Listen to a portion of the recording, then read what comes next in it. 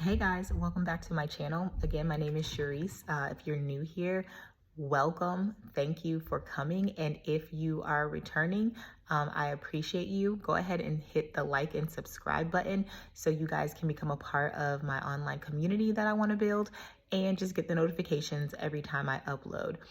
So I actually want to go ahead and try to get the first part of this journey out.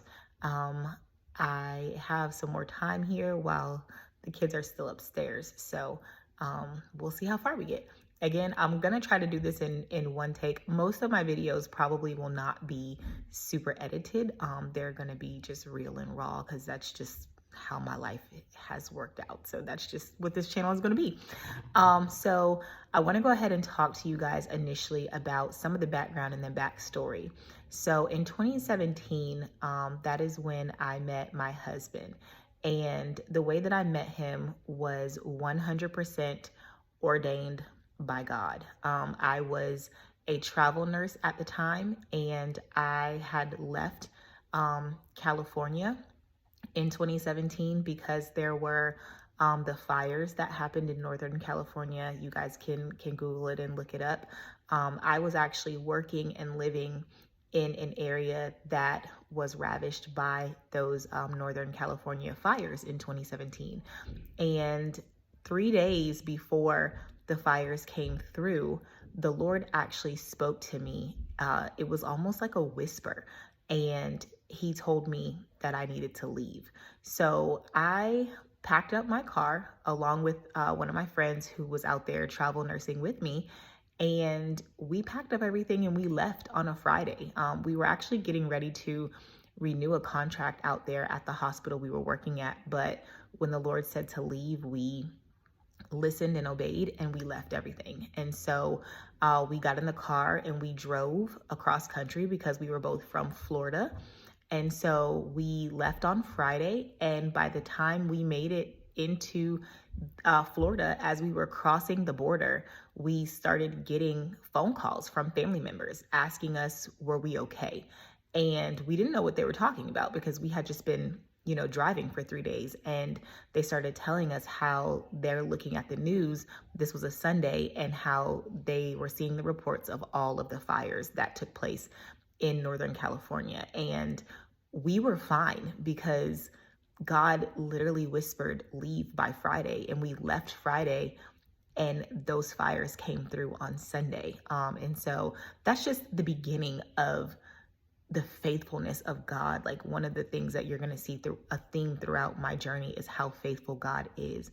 And so as a travel nurse, I did not know where I was going to work next because he just completely uprooted my plans. I thought that I was going to be in California, and he said, no, leave. And so I left. I ended up spending some time, some much needed time, beautiful time with one of my good friends in Atlanta. And I was able to spend time with her and my godson and really pour into him and just love on him and her daughter, which was amazing. And while I was there, I just asked the Lord, like, Lord, where do I go next? I need to work and I have no clue where to go because you changed my plans. And again, it was like a whisper, a South Carolina. And when I heard it, I was very confused because I'm from Florida, and I don't think I had ever been to South Carolina at that point. And so I decided, okay, I don't know what this is, but I know when the Lord speaks that I need to be obedient. And so I went to South Carolina. And I got a hotel because I didn't have a job there or anything. But I did have a couple of agencies that I knew I could take a contract with and work in South Carolina. And so because I heard the Lord say, go to South Carolina, I just went and got a hotel and basically said, Lord, show me what I'm doing here. If this is where you want me to be, if I heard you correctly, like, make it clear, make it known. And as I was in that hotel, he had me turn to scripture. And I should have had the scripture with me, but I'll just paraphrase it. It was Paul. It was the situation with Paul when he was, I believe, on the way to Damascus. And there's a scripture in the Bible where he's instructed to go into the city. This is the part that I remember so vividly, is I was like, Lord, what do you want me to do? And I read this story, and what I heard was go into the city. And so for me, initially, I'm like, going to the city, I don't even know what that means. But I used my logic as well as what I heard the Lord say. And knowing that I was a nurse and I heard the Lord say, go into the city, and I was in South Carolina because the Lord told me that basically that was where I was going to be working next. Going to the city for me meant to just go downtown and swing by the hospital. And so that's what I did. And my really good friend, my best friend who was with me in California, who left with me when we left in 2017, she came with me to South Carolina because we were traveling together, and we went down to the hospital. And so we were there, we were walking around, just kind of getting lost, wanted to see what the hospital looked like, to see what it potentially had to offer. And as we were there, we come to this elevator, and she says, Sharice, look, your name is on the elevator. And I was like, what? And so I look over and I see that my maiden last name, which was my name at the time because I hadn't met my husband yet, but my last name was on the elevator. It was one of the suites in the heart hospital at this particular facility. And it was called Murray Suite, which was my last name at the time. And so I took it as a sign. I was like, okay, God, this is where you want me. This is where you are telling me to be. And so after going into the city or going down to the hospital, we went back to the hotel. We kind of hung out in South Carolina for a couple of days. And that first day we called one of the agencies and got things rolling as far as taking a contract in South Carolina at that particular hospital. And then after that, we decided, since we were there for a couple of days and we knew that we were going to be making that move, we needed to go ahead and find an apartment. And so all of this happened in a matter of like a weekend. And so we looked around, visited God knows how many apartments at the time, and we found one. And the way we landed on it is because it was one of the only apartments that would take pit bulls, and I had a pit bull and a boxer, and it was the last place that we looked at before we were leaving out of South Carolina. And so lo and behold, I ended up taking an apartment that they said someone had lived in, but they had trashed the place. And so she basically sold me on it by saying everything in the apartment had to be replaced because of how bad it was damaged.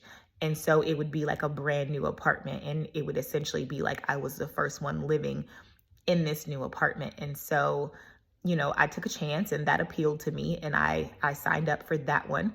And my friend, she signed up for another unit in the same apartment complex. And a couple weeks later, in December, we moved to South Carolina into those apartments. We signed our lease. We had a contract starting in a couple of weeks at that facility where we went. And that is how we ended up in South Carolina initially. And that is how I met my husband. I moved into apartment 37, and my husband lived in apartment 38. He had actually moved to South Carolina from Texas probably about 2 or 3 weeks before I moved down there. He got transferred to South Carolina from his job, and that is where he landed. I moved right next to him, and ironically enough, he was one of the first people, if not the first person, that I met when I pulled up to my apartment. I jumped off of my U-Haul, and he was walking out of his apartment getting ready to go to the store. And he asked me if I needed help moving my couch in, which I accepted. And he basically told me in so many words that he was late to where he was going. And so he was going to help me with my couch, but he couldn't help me move all the rest of my stuff in. The rest of it was up to me and my girlfriend. So that is what happened. That was our first meeting, first encounter, and it was completely divine. I can get into that if you guys want. I can actually give you a backstory of things leading up to meeting my husband, which I think I'll make as the next video so that all of this can tie in together. And I may actually have him in one of these videos so he can tell you from his side and his perspective, because the truth of the matter is, while God was moving me around and moving all the pieces so they would line up, he was moving him around and moving all the pieces so they would line up as well. So I'm gonna stop it right here so this isn't too long, and I will see you guys on the next one.